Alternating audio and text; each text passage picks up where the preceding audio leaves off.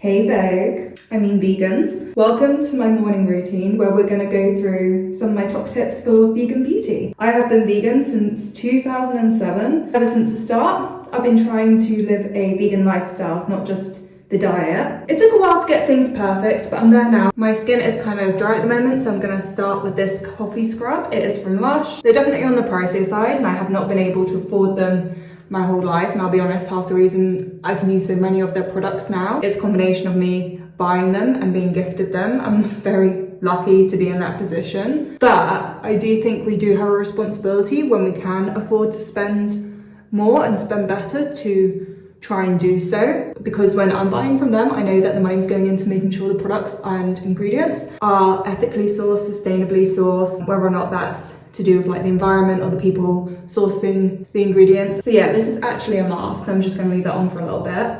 I feel like there's always still a lot of conversation around whether or not going vegan helps clear up your skin, and I really do think that depends on the individual. I went vegan at 13, so I had a lot of spots on my face basically, and I have struggled with acne a lot throughout even my 20s, but I did notice a huge leap in my skin from before I was vegan to after. I think cutting out dairy really helped me out. I reckon there was a chance I was kind of somewhat allergic to dairy, like I never liked cheese growing up, and I think in hindsight it may have given me headaches. I never felt that good after eating it, and it turns out my nan used to get headaches from cheese. So I feel like there may have been a connection there, but I don't know that for certain. I just don't think dairy was for me. But yeah, whilst I noticed that my skin did get better when I went vegan, it didn't become perfect overnight. There was still so many other things that went into play with your skin. Like for example, I was still a teenager, so that was a lot of hormonal acne going on. So much of it is about like your age, your hormones, but also stress levels, diet, and how much water you're drinking, how much alcohol you're drinking. So many factors go into your skin, so you can't expect changing your diet to change everything. Whilst I'm waiting for this, I'm gonna brush my teeth. I recently got sent the Surrey toothbrush. I've only had it for a few weeks, so I don't have much feedback on it. I do find that it is softer than the superdrug electric toothbrush I had before, and I haven't used it yet, but I've heard very good things about the magnetic strip. I don't know where I can stick it on at home. I'm in a rented apartment and we've not got a mirror in front of the sink, which is a really annoying thing. Yeah, it's really soft. Yeah, okay, time to wash this off. Toothpaste I used was Superdrug, and I just think they are such a good brand for making vegan beauty affordable. All of their products are really clearly labelled when vegan and also when cruelty-free. And I feel like a lot of people don't realise that vegan and cruelty-free somehow aren't the same thing when it comes to beauty. Vegan is all about like the ingredients used, so whether or not there's beeswax in it, or carmine, or milk, or even eggs sometimes.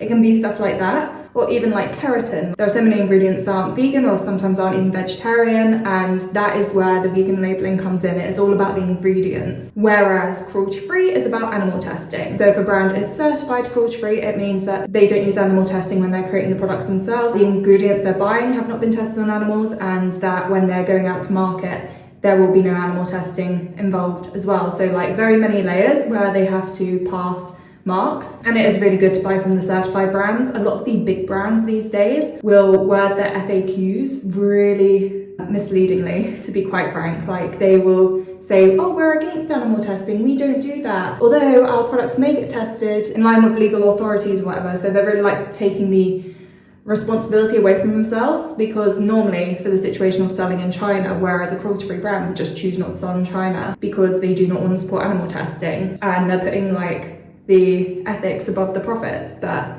other brands just want to do the profits. And a lot of them are actually still kind of trying to equate it, like, is it more harmful to lose the cruelty-free consumer or to lose selling in China? Like, which one is more financially detrimental? But like, things are moving forward in China as far as animal testing goes, so I will leave an updated blog post down below, because there are some brands able to sell in China now and be cruelty-free. There aren't many, it's not the standard, so I just want to make it clear that that can happen, but don't assume that a brand selling in China is now cruelty-free. Like, don't make a big leap there. So yeah, when it comes to being vegan, unfortunately we can't just look for vegan cosmetics, we also need to look for cruelty-free cosmetics and make sure they're both there together. So because that was quite a lot on my face, I'm not going to go in with like a typical cleanser. Right now, I feel like my skin's just clean enough. But when I do use a cleanser, this is one of my favorites. It is the Face Theory C2 cleanser. It is an AHA/BHA cleanser. This is the product that literally cleared up my skin. Back in 2020, I was among the big hordes of people really trying to figure out their skincare routine and improve their skin for the better. I went on Face Theory. They are a completely vegan brand, cruelty-free as well, and pretty sustainable. Like, this is a glass jar and an aluminium lid, so really easy to recycle. Yeah, they just had a quiz online. I went through that, got the best products for me, and it transformed my skin. It did get worse before it got better. I think my skin was like purging, like getting rid of so many spots underneath the skin, like weeks worth of spots just coming out at once, and then I had amazing skin afterwards. So this is one of my favorite cleansers, but I use that just like once a day, maybe once every 2 days. And if I'm in the sun a lot, I kind of cut that down just because my skin is a bit sensitive to AHAs. You've got to be quite careful with them, basically. I'm going straight in my serums. This is the Pore Bright N10 serum. This just is another product that helps keep my skin clean. I've been using it religiously for, I guess, 4 years now. And I also do feel like it's made the pores on my nose a bit more minimized. I've got another one here, which is also face serum. This is the Lipade Q10 Oil Booster Serum. So this kind of helps hydrate. I'm not as obsessed with this. This isn't like a ride or die, but in the mornings, I like to use an oil to hydrate my skin before I go on the SPF. But yeah, honestly, being vegan these days is just so much easier, especially when it comes to vegan beauty. Like, when I first went vegan, very few brands would, one, know if they're vegan, two, know what vegan meant, but three, even if they did, they would not brag about it. It just would not happen. The idea of vegan products was just that they would be rubbish, to be quite frank. All natural, not effective sort of attitude towards vegan products back then. I'm gonna go with my SPF now, and this is the Dr. Pawpaw one. I absolutely love this SPF. It's an SPF 50 and it just goes on the skin so nicely. I feel like for the last like 5 years, it's just gotten so much more appealing to brands to come out as vegan, and we've kind of just done the complete reverse, where now people, instead of like taking a leap and associating a lot of bad things with vegan beauty, people are doing the reverse and they're associating a lot of good things with vegan beauty. Whereas, as I said earlier, you can't even buy a product that has vegan on it and know for a fact that it's cruelty-free. You have to go and double check that. Like, you can't even guarantee that a vegan product is free from animal testing, which is wild. Beyond that, I feel like a lot of the marketing departments at these big brands have learned that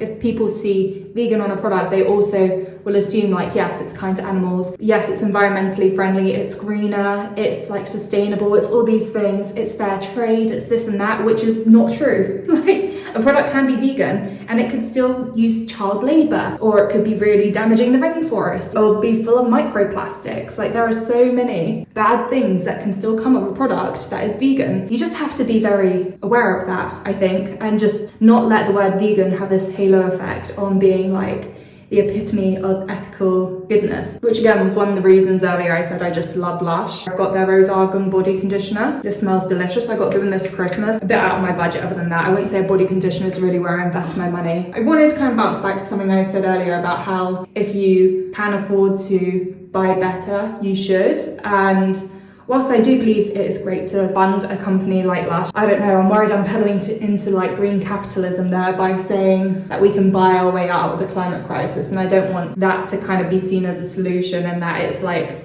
the responsibility of consumers to get us out of the climate crisis, when it's definitely down to like the big oil companies and politicians and like all those other people with a lot of power. I'm not saying it in a way that it's like you're bad if you can't, because we're all just trying to survive here, right? But I guess what I'm trying to say is that it is really nice and fulfilling to know that I am supporting a company like Lush who are doing good for the world. It is important to me, and it's nice to be able to do that, but I don't want to make anyone feel guilty if we're in a system that doesn't allow you to do that. Yeah, I guess that's pretty much it. I'm on holiday. I'm not really wearing any makeup, mostly because the foundation I came out with no longer matches me. I'll get a lip gloss. I've really been enjoying the Kosas lip gloss lately. I've got in like kind of a corally shade. Oh god, I forgot I had that spot.